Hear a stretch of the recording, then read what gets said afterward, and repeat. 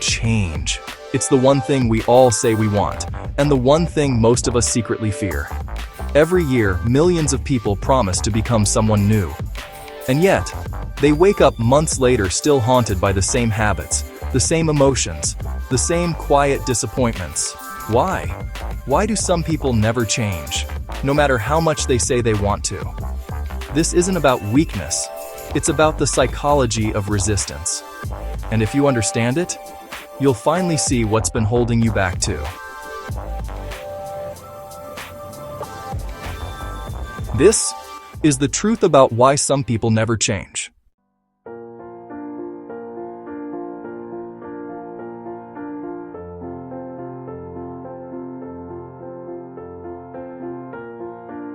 The human mind loves patterns, even the painful ones.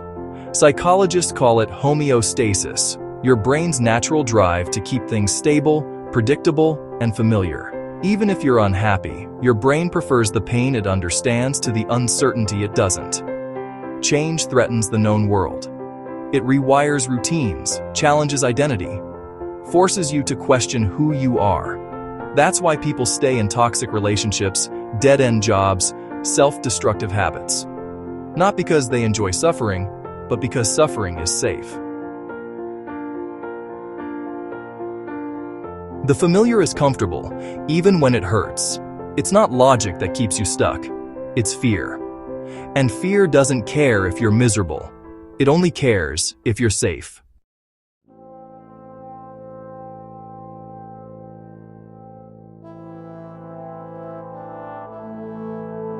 Every person carries a subconscious blueprint, a silent map of who they believe they are, formed in childhood, shaped by love, rejection, and survival.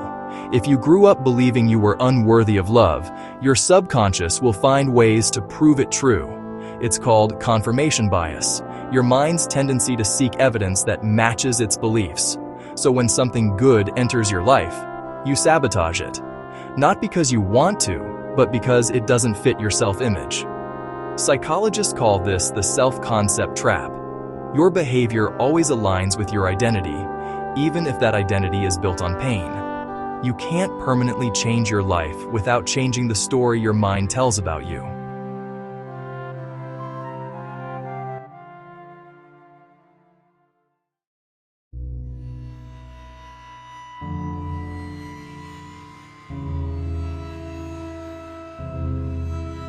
There's something darker too. We become addicted to our emotions. Every feeling, anger, sadness, guilt, excitement, releases a chemical cocktail in your brain. When you repeat an emotional pattern long enough, your body becomes dependent on that chemical state. You literally crave familiar emotions, even the painful ones. That's why some people can't stop complaining, or reliving their trauma, or chasing chaos. Their mind says they want peace, but their body feels unsafe without pain. It's not personality, it's neurochemistry. To change, you must break the emotional addiction to your own story.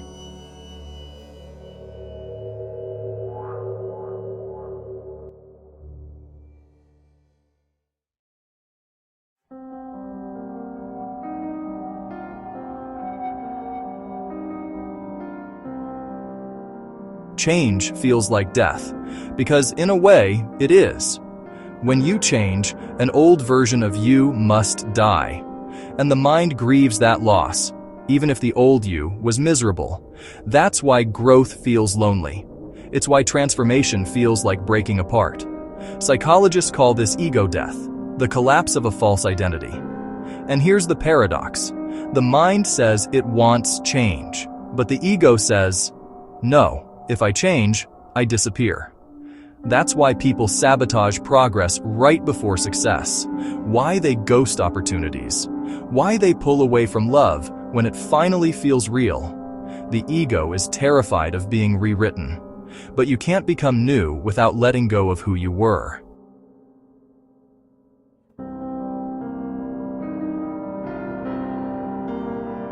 Change begins when you stop trying to protect your old self and start building your next one.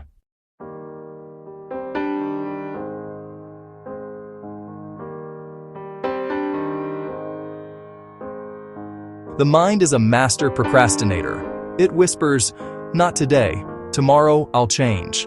But tomorrow is a psychological trick, a safe fantasy that protects you from discomfort. Neuroscientists call this temporal discounting. We devalue the future in favor of comfort now. You don't change tomorrow. You repeat today until you decide the pain of staying the same is greater than the fear of becoming someone new. That's the turning point of transformation. Not motivation, not luck, just threshold.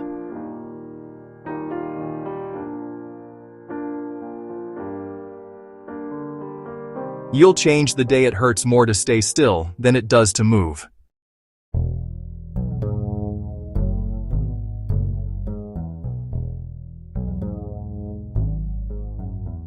Your brain isn't your enemy. It's trying to protect you. It just learned the wrong lessons. It learned that change equals danger, that risk equals pain. But your mind can be retrained through repetition, through new emotional experiences, through awareness. Neuroscience calls this neuroplasticity, your brain's ability to rewire itself. Every new habit, every new thought creates a new connection, and over time, the old ones fade. That's why healing takes time. You're literally building a new brain. Change isn't a leap, it's a rewiring.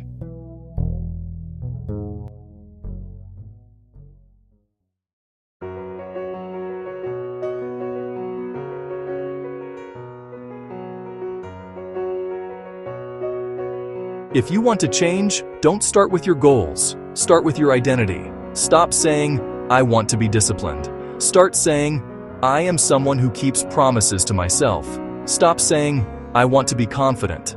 Start saying, "I am learning to trust myself." Because behavior follows belief, and belief begins with language. Then, repeat it until your mind believes it's real. That's how the subconscious learns, through repetition and emotion. And when your identity changes, your life follows.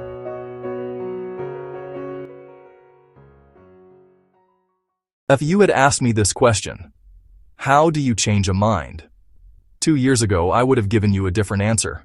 As a former scientist, I would have cautioned you to rely on objective facts and statistics. Develop a strong case for your side, back it up with hard, cold, irrefutable data, and voila. Drowning the other person with facts, I assumed, was the best way to prove that global warming is real, the war on drugs has failed, or the current business strategy adopted by your risk-averse boss with zero imagination is not working.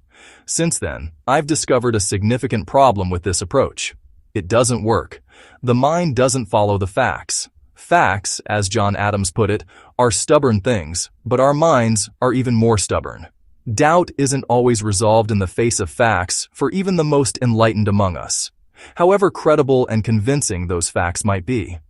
As a result of the well-documented confirmation bias, we tend to undervalue evidence that contradicts our beliefs and overvalue evidence that confirms them. We filter out inconvenient truths and arguments on the opposing side. As a result, our opinions solidify, and it becomes increasingly harder to disrupt established patterns of thinking. We believe in alternative facts if they support our pre-existing beliefs. Aggressively mediocre corporate executives remain in office because we interpret the evidence to confirm the accuracy of our initial hiring decision. Doctors continue to preach the ills of dietary fat despite emerging research to the contrary. Trending: Best Happiness Books of 2025 so far. If you have any doubts about the power of the confirmation bias, think back to the last time you Googled a question. Did you meticulously read each link to get a broad, objective picture? Or did you simply skim through the links looking for the page that confirms what you already believed was true? And let's face it, you'll always find that page, especially if you're willing to click through to page 12 on the Google search results.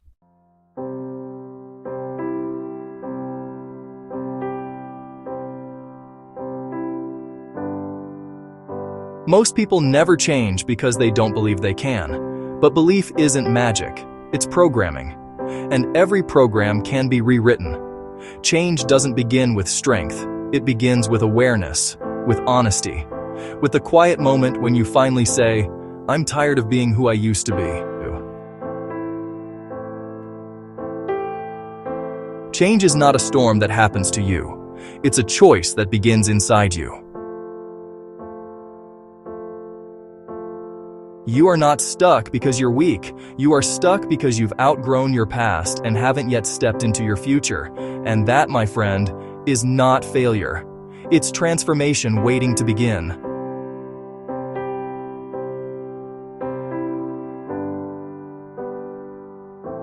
Stay curious, stay awake, and remember, change doesn't begin someday. It begins now.